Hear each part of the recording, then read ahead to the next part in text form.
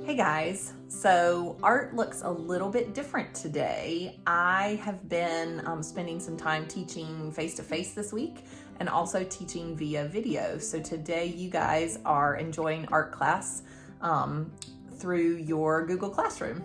And that, I hope, is a good substitute for me not being there. Miss Bost is there with you today. So if you need anything as you're watching the video, if you need to know where things are, she is there to help you. But today we're going to start a new project. And I know that we still have some lingering projects out there, but we'll return to those. We're going to start a new, very wintry project today. So before you get started, I want you to gather a couple of things. You're going to need a piece of paper. Okay, Miss Boss has that. She may pass it out to you. You're gonna need to get a cup. There are some red Solo cups. You need to get a little bit of water in there because we're gonna use watercolors. You need to get a tray of watercolors. You need to grab your Sharpie. Remember, you should have one of these. If you don't, I left a few extras in your room, but if you don't have one, don't borrow one unless you have to have one. But if you've got yours, pull it out, and you'll need a pencil and a brush. There should be brushes. I gave you guys, there are some brand new watercolor pans in your room that have a tiny brush, kind of very similar to this, already in it. So new watercolor pan, water cup, Sharpie, piece of paper, pencil. Go grab that stuff, maybe a couple paper towels. Oh, and scissors. I almost forgot. So rustle up your scissors. So grab those things, collect them all, return to your seat, and then you can start the video back and begin following along with me on the video. Oh, and I forgot one other thing. You need a paper plate too. So that's a lot of stuff. I'm gonna list it again. Paper, paper plate, water cup, watercolors, Sharpie, pencil. Maybe that's all. Scissors. Get all the things. If you forget something, you can go back. Okay, pause the video, go get your stuff together, and then get settled in. Okay guys, so I've got my setup here. I've got all my materials. What you're gonna do first, take your paper, put your name on the back.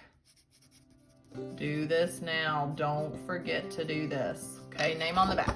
And in the middle is good because we're gonna cut out what's on here.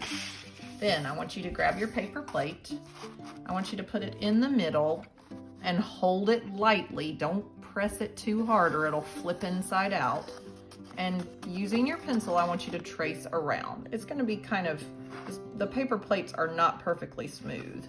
So it's gonna be kind of a rough tracing. Get your line on there as best you can, but you see, even I have a zigzag right there. Okay, now what I want you to do, I just realized that I did not get scissors, but I want you to cut this out. So spend a minute, cut your circle out very, very neatly. All right, you guys, so I've got my circle cut out neatly. It's got my name on the back. I just stuck a piece of paper under here. It's got markings all over it just so that I don't destroy the desk. If you want to do the same, you can grab a scrap sheet of paper and do that. That is just fine. So guys, to start with, we're gonna be making snowflakes, but we're not cutting these. You guys, a lot of you know how to cut paper snowflakes, but we are not gonna cut these. These are gonna be drawn and painted snowflakes.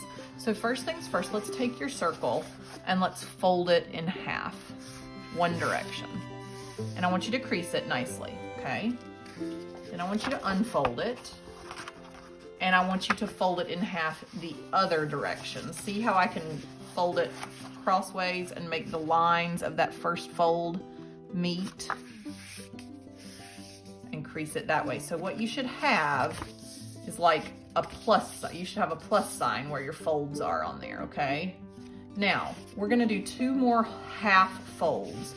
Turn it so you have an X, and I want you to fold it in half that way. So you're gonna line up, see how these marks line up where you have those first folds? Line those up as best you can, and I want you to fold it in half right there, okay? So now we've got 1, 2, 3 sections, 6 if we open it back up. Okay, I want you to shift it one more time, and some of you can probably tell where we're going.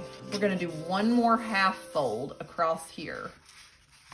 Okay, so all you're doing is lining up your other fold lines so that they're on each other, and you're gonna press it down and crease it. See that? So that when you open it up, how many sections should you have? 1, 2, 3, 4, 5, 6, 7, 8. Okay, look at it, make sure you've got yours before you keep moving on. Pause if you need to. Pause the video if you need to. Okay, I'm gonna keep moving though. The next thing you're gonna do, you're gonna take your Sharpie. And this is something you gotta you're gonna have to make sure you go slow and look. We are going to first of all trace on all of the folds. So and if you want to get a straight edge of something and do this, you can, but I'm not concerned about it being perfect. Snowflakes are not perfect. They are symmetrical, but they're not perfect. So I'm gonna trace on that fold, and I'm just shifting my paper as I go. See how I'm moving my hand in one long motion, guys? If you can do that, that's gonna keep your line straighter as opposed to trying to like sketch it out. Draw right on those folds as best you can to make your sections. And then I'm gonna shift it one more time. Sometimes it helps to kind of get it in the light where you can see that folded piece. Okay, so it kind of looks like a pizza, but it's gonna be a snowflake. Now, the cool thing about snowflakes is that they are symmetrical. So anything we do see how we have 4 quadrants? So here's 1, here's 2, this one, here's 3, and here's 4. Okay, so this quadrant up here. So 1, 2, 3, 4. And they have 2 pieces in them each. I guess we could have 8 slices technically instead of quarters, but we could have 8. However you want to think about it. Whatever we do in 1/4 of the snowflake, we have to do it in all the quarters. So let's say that we start like this. So that's a design in 1/4. So I've got to do it in this quarter too. So I'm going to go up and back, about in the same place. Again, not concerned about it being perfect. Up and back, up and back. Kind of like I just made a star. And you can see how it's not exactly perfect. It is fine. We are not worried about it being perfect. So let's do another design. Now the design part is going to be up to you guys. I just wanted to show you a couple to get going. You can, when you're ready to design your snowflake, you can pause the video. But I want to show you a couple of ideas. Again, whatever you do in 1 quadrant, you have to do in all 3 other ones. You see how it then repeats itself? Okay, so that I'm getting this lovely star shape. It has to happen in all the quadrants. So if you want to pause the video and do your design work, you can. If you want to keep watching me for whatever reason, you can do that too. I'm just putting in some different kinds of marks. So I did that there. I've got to go over here and do it also. This is more a standard snowflake shape maybe. Now, again, it does not matter to me what your designs look like. What does matter is that they have that symmetry quadrant by quadrant. Okay, so here is what we're getting. So I want to break some of this up. I feel like there's a lot of very similar lines. So I'm going to do some different patterning to break up some of this where it looks very much the same. Now, I'm finding my straight lines. Remember our straight lines that we started with. Find those first. I think that helps. And I'm just putting in some different parts to this so that we break up some of this space.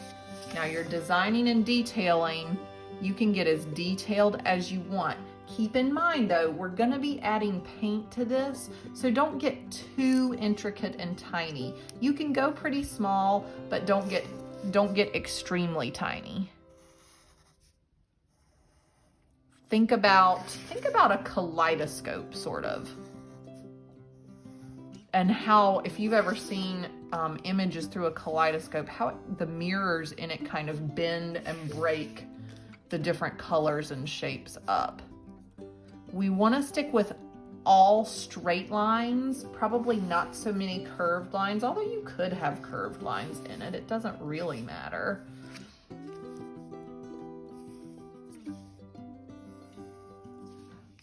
But the more you can break up the space, the more interesting it becomes.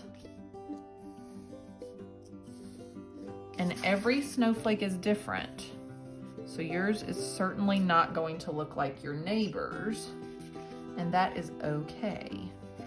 See, like right now I'm trying to figure out where do I need kind of a different design happening. And I think I'm gonna do even something simple like this. Now, and even I'm having to watch and make sure I'm going in the right place, in the right direction. So it does take some thought about where you're putting things.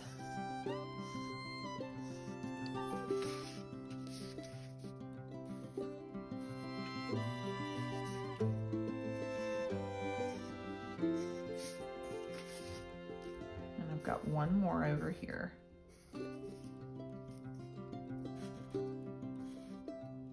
Now, whenever you get to the place where you feel like, ooh, I've got a lot of good designs, I feel like this is coming together nicely, I think I might be ready to add color.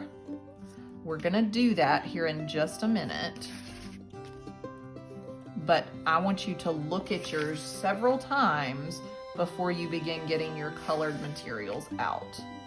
So go ahead and pause the video. I'm gonna draw just a little bit more, and then we're gonna come back and I'll talk about how we're gonna add color to these. Okay, you guys, I'm gonna stop here. You can see my snowflake. I got some good detailing. Now we're ready to begin painting, and you may or may not get this far today, but you're gonna use your watercolors, and we are only gonna use cool colors because we're thinking winter. So what I'm doing right now, I am putting water. You guys know this drill. I'm gonna move this into view. I am putting water on my cool colors to wake them up. You guys know how to do this. Remember, those colors have to be woken up because they are going to be dry. The colors you guys are using are actually almost brand new. Some of you have brand new pans of watercolor. Some of you have pans that have only been used once, but either way, they are going to be dry. So when I say cool colors, wake up your cool colors, we're looking at blues, maybe a teal. I'm going to stay away from green because that doesn't really make me think winter. I'm looking especially at blues and purples and getting them nice and wet. Can you see that? Okay, now, what you're gonna do with the color, guys, the color needs to happen the same way as the patterning did. So whatever color you put in one spot, you have to put it in all the quadrant spots. So if I do this one with the purple right there, what color do I need to do this one? It also needs to be that same purple. And I'm staying in the lines. I'm rotating my paper because it's small, and this keeps me from having to stretch across my page. Oops, and I got messy right there. See how I got out of the lines? If you do that, don't worry, let it dry. We're gonna paint over it. Now, I'm gonna go to a section that is not touching this one just in case I make a mess. We're gonna go, let's go right here.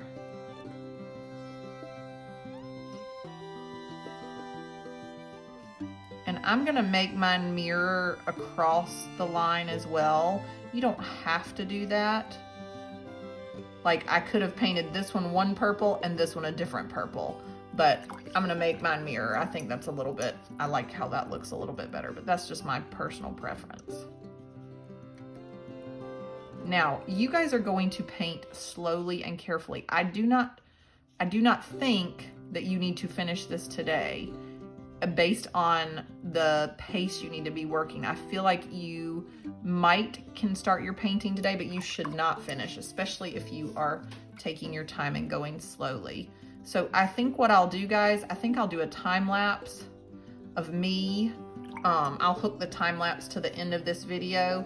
I'll do a time lapse of me finishing painting this up so you can see what the finished product looks like. And next week I'll be back with you guys and we will finish these in reality.